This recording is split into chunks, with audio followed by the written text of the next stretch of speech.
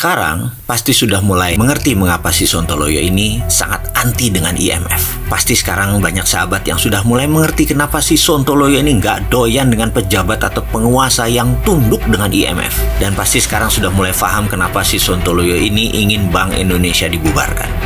Bener deh. Kalau dia nih diizinkan dapat mandat jadi presiden, yang kayaknya nggak mungkin. Namanya juga Sontoloyo.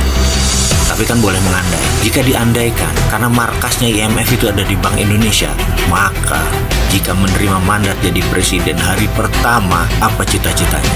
Bubarkan Bank Indonesia dan dibuat hanya jadi Dirjen Moneter.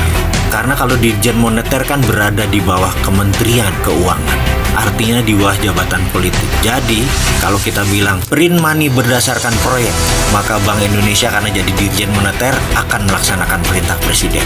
Karena presiden kan jabatan politiknya dibantu oleh para menteri. Itu kan undang-undangnya begitu. Tapi kalau sekarang print money, Bank Indonesia bilang nggak boleh, IMF bilang nggak boleh.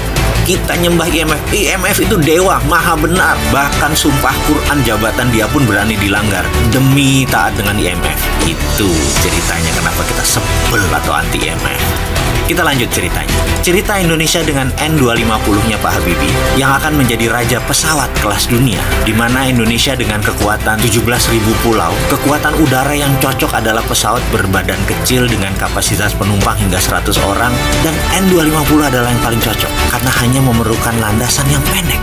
Mendadak mimpi itu dimatikan oleh IMF untuk syarat menerima hutang IMF atas sebuah serangan currency warfare yang dilakukan oleh IMF memakai proksi tangannya George Soros di tahun 97-98. Sekali lagi, George Soros itu proksinya Amerika untuk memukul Indonesia dengan currency warfare dari rupiah 2.500 mendadak menjadi 15.000 dalam waktu sekian bulan, dan itu semua adalah by design agar Indonesia tunduk dan patuh kepada Amerika, kepada IMF. Bener deh, jika PT Dirgantara bisa jalan sesuai rencana Pak Habibie, pastilah Indonesia akan menjadi kekuatan aviasi terbesar di dunia. Untuk jarak pendek, IMF yang di belakangnya kampret Amerika itu akan memaksa Indonesia selalu menjadi negara berpendapatan di tengah atau di trap di middle income country. Tidak boleh jadi negara produsen. Jadi sekarang sudah mulai paham dan mulai percaya ya bahwa kita ini dijebak.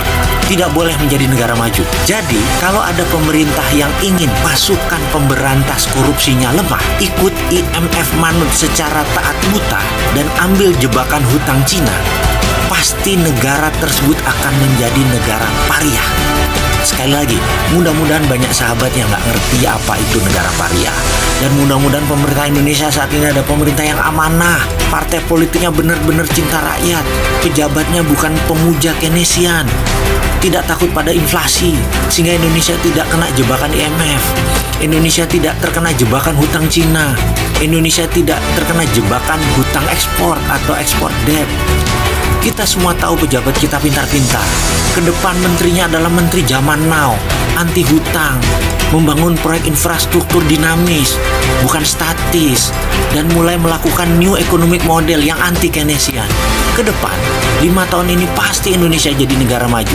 Tidak memuja Cina, apa-apa Cina, menyelesaikan masalah melalui Cina, apa-apa menyelesaikan masalah melalui Belt Road Initiative. Tidak lagi, Indonesia 5 tahun ke depan sudah independen. BPJS rusak, Cina alasannya, itu dulu. Ke depan tidak, semuanya sudah pinter. Pejabat politiknya legowo, semua tidak minta jabatan dan semua tidak menekan presiden. Dan presidennya penuh terobosan solutif. KPK-nya kuat, Indonesia tidak hutang lagi.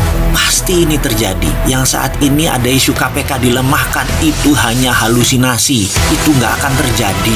Ini semua karena pejabat negara mendengar suara rakyat, termasuk tidak jadi pindahkan ibu kota. Lebih baik BPJS Kesehatan dibenahi terlebih dahulu dan membuat rakyat sehat baru pindahkan ibu kota. Jujur, saya membuat video ini sambil memohon. Mudah-mudahan video ini benar, bukan video halu.